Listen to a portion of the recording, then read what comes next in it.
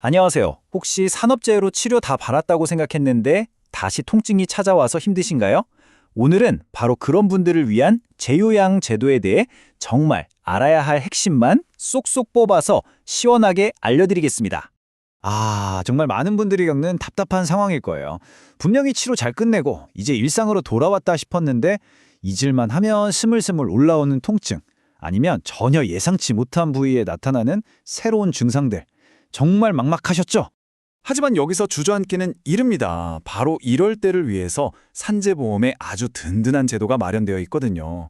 바로 재의양이라는 제도인데요. 여러분이 어쩌면 놓치고 있었을지 모를 소중한 권리를 되찾는 방법, 지금부터 저랑 같이 한번 알아보시죠. 네, 맞습니다. 바로 이 지점, 여기가 많은 분들이 가장 막막해 하시는 순간이죠. 치료 다 끝났다고 했는데 다시 아파오기 시작할 때 혹시 이거 나만 이런 건가? 하고 걱정하셨나요? 절대 그렇지 않습니다. 이런 경우는요, 생각보다 정말 흔해요. 예를 들면 수술했던 부위가 다시 욱신거리기 시작한다거나 아니면 기존에 다쳤던 곳에 후유증으로 다른 부위까지 아파오는 경우 같은 거요. 바로 이럴 때 우리가 똑똑하게 활용할 수 있는 게 바로 이 재요양 제도입니다. 자, 그럼 도대체 이 재요양이 뭔지, 그리고 왜 이게 여러분의 당연한 권리인지 한번 짚고 넘어가 볼게요. 이건 뭐 추가로 주는 혜택 같은 게 아니에요. 법으로 딱 보장된 여러분의 권리라는 점 꼭 기억해 주세요. 아주 간단하게 설명해 드릴게요. 한번 치료가 끝났던 산재 부상이 더 나빠지거나 아니면 그 부상 때문에 새로운 문제가 생겼을 때 국가가 그럼 다시 치료해 드릴게요 하고 책임져 주는 제도입니다. 그러니까 치료가 끝났다고 해서 국가의 책임도 끝나는 게 아니라는 아주 중요한 신호인 거죠. 여기 화면에 나오는 사례들을 보시면 이해가 훨씬 빠르실 거예요. 수술 부위 통증이 다시 생기거나 디스크가 악화되는 게 아주 대표적인 경우고요. 그리고 이건 진짜 꿀팁인데 특히 골절 수술 후에 몸 안에 박아뒀던 금속 핀 제거하는 수술 있죠? 이건 거의 100% 재요양으로 승인된다고 보시면 됩니다. 자, 이제 재요양 신청에서 가장 중요한 부분입니다. 사실상 재요양이 되냐 안 되냐는 바로 여기에 달려 있다고 해도 과언이 아니에요. 다른 건 다 잊어버려도 이것만은 꼭 기억하셔야 합니다. 핵심 키워드는 바로 이겁니다. 의학적 인과관계. 지금 내가 아픈 게 예전에 산재로 인정받았던 바로 그 상병 때문이라는 걸 객관적으로 증명해내야 해요. 이게 재요양 신청의 전부라고 할 수 있습니다. 이 표를 보시면 차이가 확 느껴지시죠? 왼쪽처럼 그냥 허리가 다시 뻐근해요, 날씨 꾸주면 쑤셔요 같은 주관적인 느낌만으로는 승인받기 어렵습니다.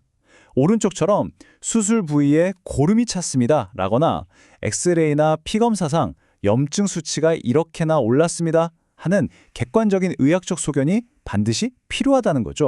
좋습니다. 그럼 이제 실제로 어떻게 신청해야 하는지 실전 단계로 한번 들어가 볼게요. 복잡하게 생각하실 필요 전혀 없어요. 핵심만 알면 생각보다 아주 간단합니다. 절차는 딱 이 4단계로 끝나요.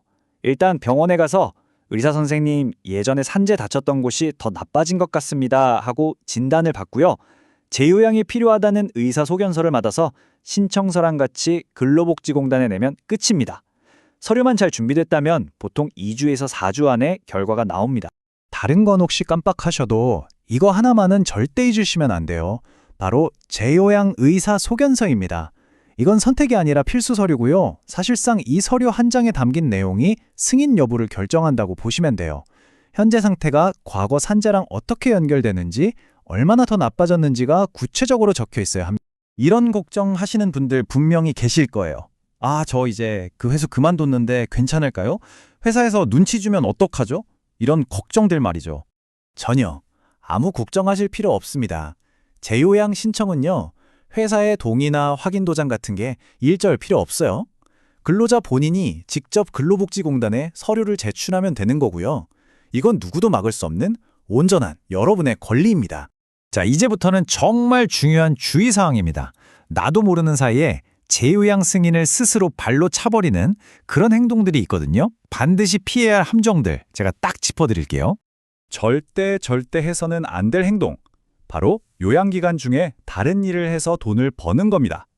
근로복지공단 입장에서는 이걸 어떻게 볼까요? 이 사람은 일을 할 수 있을 만큼 건강하구나. 치료가 필요 없나 보네? 이렇게 판단할 수밖에 없겠죠. 이건 나중에 재요양을 신청할 때 아주 불리한 기록으로 남게 됩니다. 만약에 요양기간 중에 몰래 일을 하면서 휴업급여를 받다가 걸리면 어떻게 될까요? 그냥 받은 돈만 돌려주면 끝나는 게 아닙니다. 부정하게 받은 금액의 최대 5배에 달하는 정말 어마어마한 징수금을 추가로 내야 할 수도 있어요. 그 결과는 생각보다 훨씬 더 심각합니다. 단순히 돈만 뱉어내는 수준이 아니에요. 거액의 징수금은 물론이고 심하면 형사처벌까지 받을 수 있습니다. 아르바이트 잠깐 하는 건데 뭐 어때? 라는 아니란 생각이 정말 모든 것을 망칠 수 있다는 점 꼭꼭 기억하셔야 합니다. 자, 이런 힘든 과정들을 잘 거쳐서 드디어 재요양 승인을 받았습니다. 그럼 이제 어떤 좋은 일들이 기다리고 있을까요? 지금부터는 희망적인 이야기를 좀 해보죠. 가장 핵심적인 혜택은 이 두 가지예요.